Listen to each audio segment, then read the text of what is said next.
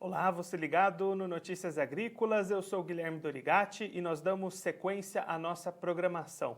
A colheita do milho segue avançando nas regiões produtoras do Brasil e mesmo assim as cotações do milho no mercado interno seguem em alta, seguem sustentadas. Para ajudar a gente a entender esse movimento, a entender esse atual cenário para os preços do milho, a gente recebe aqui o Anderson Galvão, ele que é analista da Célides Consultora, já está aqui conosco por vídeo, então seja muito bem-vindo, Anderson, é um prazer tê-lo aqui no Notícias Agrícolas. Bom dia, Guilherme. Bom dia a todos aí do Notícias Agrícolas. Anderson, explica pra gente o que a gente tem encontrado no cenário dos preços do milho no Brasil nesse momento. As colheitas vão avançando, mas ainda não o suficiente para conseguir pressionar esses preços, né? Bom, acho que o primeiro componente que a gente tem que entender, Guilherme, dessa sustentação das cotações é câmbio. A gente já vem falando isso há algum tempo, com a taxa de câmbio aí se sustentando acima dos R$ 5 por dólar, isso beneficia milho e isso beneficia soja. Então, boa parte da sustentação do preço do milho, mesmo no pico da colheita da safra de inverno, da segunda safra, é câmbio. Como a gente olha esse cenário de câmbio e parece pouco provável que nos próximos meses, não vou dizer impossível, mas pouco provável que nos próximos meses a gente vai ter real aí abaixo de 5, abaixo de 4,90 por dólar, então podemos contar que esse fator de sustentação dos preços continuará aí pelos próximos 2, 3 meses, talvez até o final do ano. Esse é o primeiro componente. O segundo componente, Guilherme, é a demanda. A demanda por milho, seja ela no mercado interno, seja ela no mercado externo, está bastante firme. No mercado interno, a estiagem aí no sul do Brasil comprometeu bastante a condição das lavouras aí do Paraná, Mato Grosso do Sul, parte de São Paulo. Então, isso é o segundo componente de sustentação das cotações. Felizmente, do ponto de vista de produtividade, boa parte das áreas aí do Cerrado, aí entrando Goiás, Mato Grosso, até subindo para o Tocantins, Maranhão, regiões que normalmente não teriam safra de inverno ou segunda safra, mesmo nessas regiões, chuvas boas em abril e maio permitiram bons níveis de produtividade.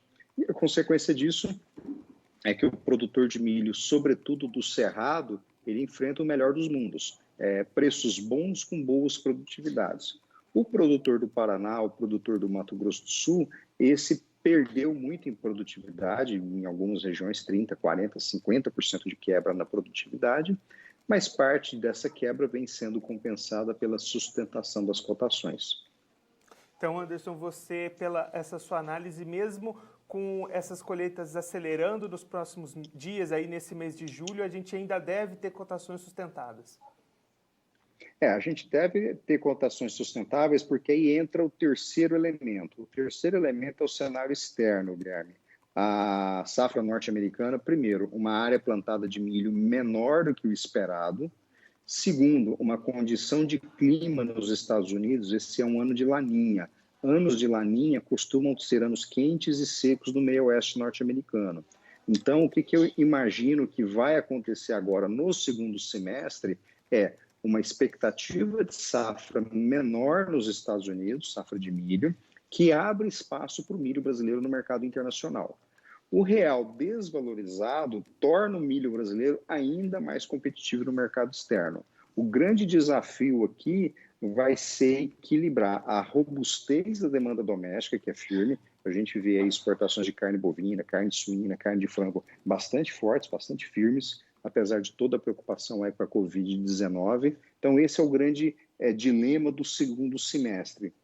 Equilibrar uma demanda que a gente prevê ela bastante forte lá fora, favorecido por uma potencial produtividade menor nos Estados Unidos, favorecido por uma taxa de câmbio desvalorizada que torna o milho muito competitivo, o milho brasileiro no mercado externo. E no mercado interno, todo esse tema já da indústria de carnes demandando muito milho, a quebra de safra no sul do Brasil. Então, mais uma vez, 2020 promete ser um ano com preços médios ao longo do ano bastante firmes para a cotação aí do cereal. E aí, Anderson, falando das exportações que você começou a falar, a gente vinha com números bastante baixos na exportação do Brasil nesse primeiro semestre. A primeira semana de julho já trouxe números melhores. A gente pode esperar daqui para frente um deslanche mesmo nesses volumes exportados? Isso já é a tradição, né, Guilherme? O primeiro semestre, o sistema logístico funciona predominantemente para atender as exportações de soja. Nós tivemos recordes de embarque de soja, de farelo, agora no mês de maio, com toda essa preocupação de logística, coronavírus, desaceleração da economia global, nacional e global. O Brasil botou mais de 20 milhões de toneladas de granéis agrícolas no mês de maio para o mercado externo. Então é natural, isso já é praxe. O natural é, no primeiro semestre, a logística é predominantemente usada para a soja.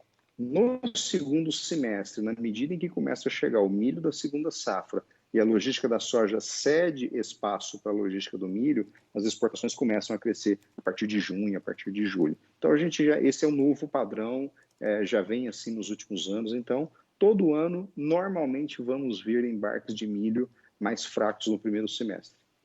E aí, o que tipo de patamar de exportações você está esperando para o Brasil nesse ano? A gente, claro, não deve chegar aos níveis do ano passado, que foi o recorde, mas ainda assim dá para ter um bom nível de exportação de milho em 2020? O ano passado, Guilherme, o Brasil exportou mais de 42 milhões de toneladas de milho de janeiro a dezembro. O nosso número ainda para 2020 é alguma coisa na casa de 35 milhões de toneladas. O que vai definir se esse volume vai ser um pouco a mais ou um pouco a menos? Primeiro, a real produção da safra inverno, de fato a gente está falando em 75, 76 milhões de toneladas como estimativa, número bastante já consenso no mercado. Então, se a gente tiver uma safra um pouco maior, isso abre espaço para exportações maiores. O segundo elemento é a firmeza, a robustez da demanda doméstica para a produção de carnes, aves, suínos, principalmente. E aí, Anderson, falando nessa questão de demanda, né? Ontem a Conab soltou o último levantamento de acompanhamento dessa safra, apontando expectativa de demanda e oferta bem ajustada, inclusive estoques de passagem bastante pequenos. É esse o cenário? A gente deve ter mais uma vez esses estoques enxutos e o mercado também pressionado?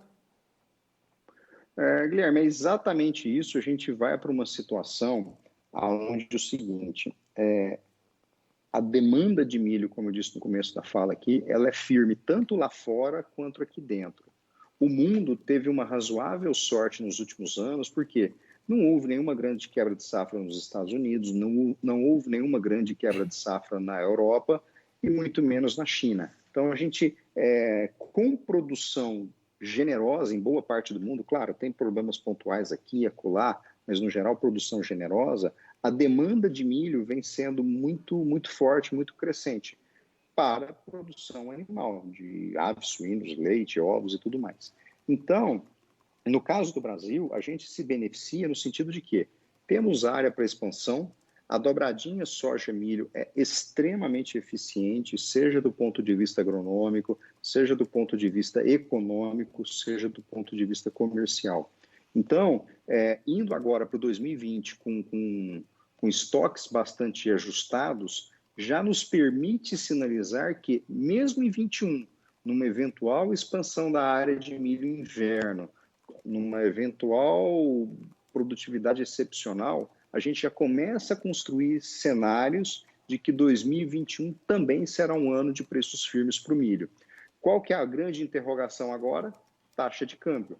Por quê? Num cenário de recuperação econômica, num cenário de redução da preocupação e da tensão com a Covid-19, não é impossível, mas é difícil pensar no 2021 com câmbio a 5,40, 5,30. É possível que, neste cenário de otimismo, o real se valorize um pouco mais. E, em acontecendo esta valorização, parte dessa valorização é descontada no preço da soja, descontada no preço do milho e de todos aqueles produtos que são exportados. E aí, Anderson, a gente tem também, diante de todo esse cenário, né, uma safrinha já muito negociada, restando pouca coisa para ser vendida, o que atua também nesse cenário para diminuir essa oferta diante da demanda interna. O fato do agricultor ter se beneficiado ou ter aproveitado os preços firmes que aconteceram em função de dólar, eu vejo isso como positivo, porque isso garante renda, isso garante rentabilidade para o produtor. Isso não vai mexer muito no tema da oferta, Guilherme. O que pode acontecer é o seguinte: na medida em que o mercado começa a sinalizar preços mais firmes para 2021, este agricultor já começa a fazer conta, dizer o seguinte, cara, será que aqui no 2020, mesmo no verão, em algumas regiões, em algumas circunstâncias, não vai valer a pena eu plantar mais milho do que soja? Em algumas regiões, essa conta pode fazer sentido. E já pensando também no inverno de 21, um aumento de área, preparando equipamento, preparando armazenagem, já ir preparando compra de sementes e tudo mais. Então, é um cenário, eu digo, o setor tanto soja quanto milho, vem num ciclo muito virtuoso de crescimento, porque o mundo é comprador daquilo que a gente produz. Anderson, muito obrigado pela sua participação, por ajudar a gente a compreender melhor esse cenário atual para os preços do milho aqui no Brasil. Se você quiser deixar um recado ou uma mensagem para aquele produtor que acompanha a gente, pode ficar à vontade. Acho que o mais importante, Guilherme, é entender o seguinte: eu discuto isso muito com clientes nossos que são produtores rurais. Além de indústria, a gente também trabalha com produtores rurais. Eu vejo muito essa discussão do produtor, quero vender soja a tantos reais, quero vender milho a tantos reais, mas eu vejo muito pouco uma discussão do agricultor dizer o seguinte: quero vender milho com uma margem de 20, de 25, de 30, de 40, de sei lá quantos por cento.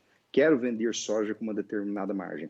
Então, muitas vezes, vender milho mais caro, mas com custo mais alto, não significa dizer que você está ganhando mais dinheiro. Então, o ponto que eu ressalto é esse: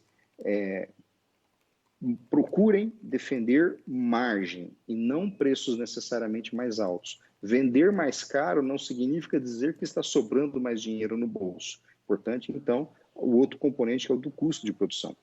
Custo de produção, com travas, com barter, com gestão de risco. Acho que esse é o ponto, principalmente no cenário de muita volatilidade de câmbio.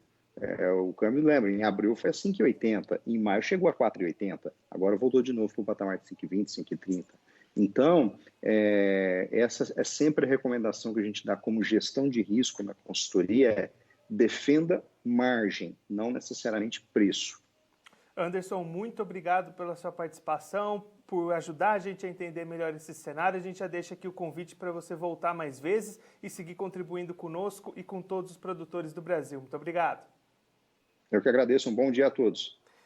O Anderson Galvão, ele que é analista de mercado da Celeris Consultoria, conversou com a gente para traçar um panorama do atual cenário para os preços do milho aqui no Brasil, o cenário de cotações, de oferta, de demanda. Segundo a análise do Anderson, mesmo com o avanço das colheitas, as cotações aqui no Brasil tendem a permanecer sustentadas, baseadas em alguns tripés essenciais. O primeiro deles seria o fator câmbio. Ele acredita que dificilmente a gente vai ver no curto prazo um dólar abaixo dos R$5, dos R$4,90, e esse patamar de cotação garantiria uma boa rentabilidade para o milho e também uma boa competitividade do milho brasileiro no mercado externo. Aliado a isso, o Anderson Galvão também destaca a demanda aquecida tanto no mercado externo quanto no mercado interno, principalmente no setor de produção animal, que consome ali o milho como ração, esse setor bastante aquecido nesse momento e demandando muito milho.